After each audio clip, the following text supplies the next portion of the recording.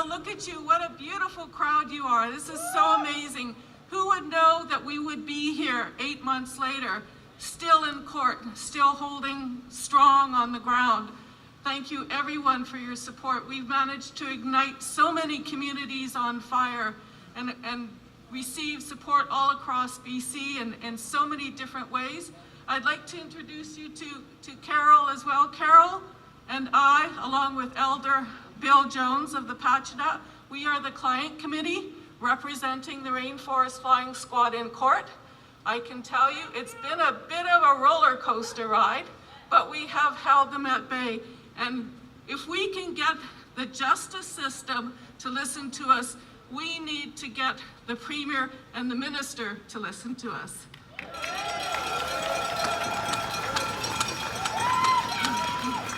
Now, I've received a communication indicating that Minister Conroy will not meet with the Rainforest Flying Squad. She will not. She's made that clear, but she is going to meet with the First Nations and the stakeholders. So my question to her then is, just who are the stakeholders? Because we've had so much support from the scientific community, from the academic community, from the experts community. We have those people who have largely volunteered their services on our behalf, and more coming forward. So just who the heck is she going to communicate with and to consult with? I also want to say that we need to give thanks to Elder Bill Jones for all his kind wisdom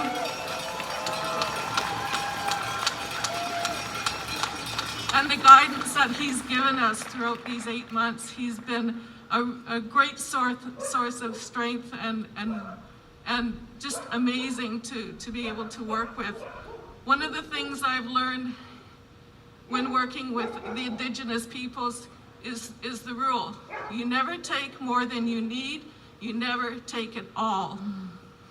I think that those are wise words to live by, and that is something that we have to continue with.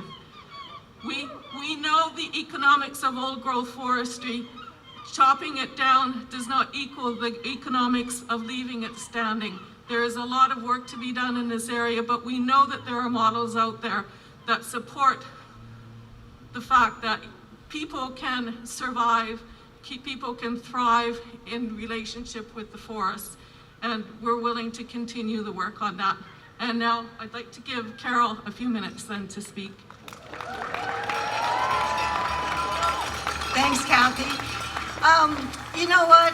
It wasn't that long ago that Syria, Iran, Iraq, a lot of countries were covered in forest, including some of the great deserts now. And what we are doing with the new deforestation party is rapidly deforesting BC and turning it into a tree plantation. What is utterly scary to me is a year ago, a report by 2 scientists and a professional forester, which I'm sure if you don't know, please get on Viridian Ecological and download the Last Stand report.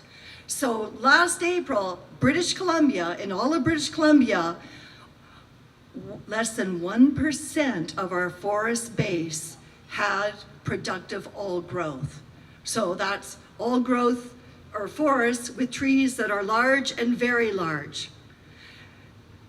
In total, only 380,000 hectares of forest in BC had large trees, and only 35,000 hectares of forest in British Columbia had very large trees. So that's only 415,000 hectares of productive old growth forest left in all of BC. So imagine Victoria, drive up to Duncan, over to Bamfield and color it in. That's diddly squat.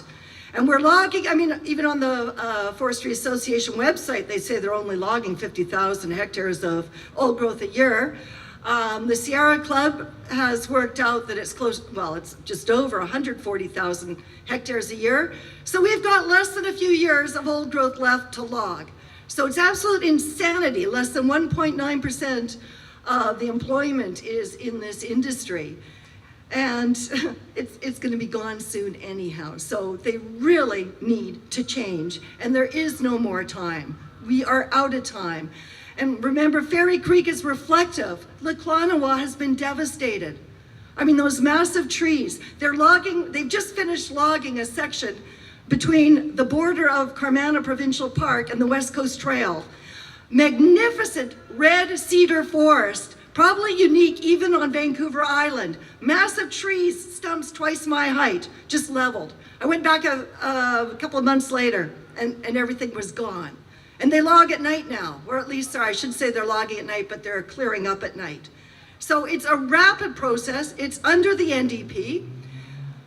Even the Liberals had a limited amount of old growth being taken from Vancouver Island each year, and that jumped under the NDP. The NDP is deliberately orchestrating this, and I'm sorry, I'm about to get off here, but we went through the Forest Range Practices Review Survey. That was grueling. And then we went through the Private Managed Lands, engagement survey.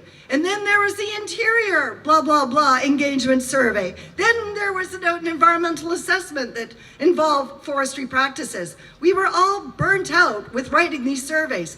Then they came up with the Old Growth Strategic Review. And let me tell you, to get a meeting with the Old Growth Strategic Review was a lot of effort, because they announced it one afternoon in the media. I immediately called and emailed, and already all the bookings were taken. Guess what? Teal Cedar had 3 meetings in Mesadachi. So who are their stakeholders? I think it's pretty obvious. It's certainly not the public. And anyhow, okay. Now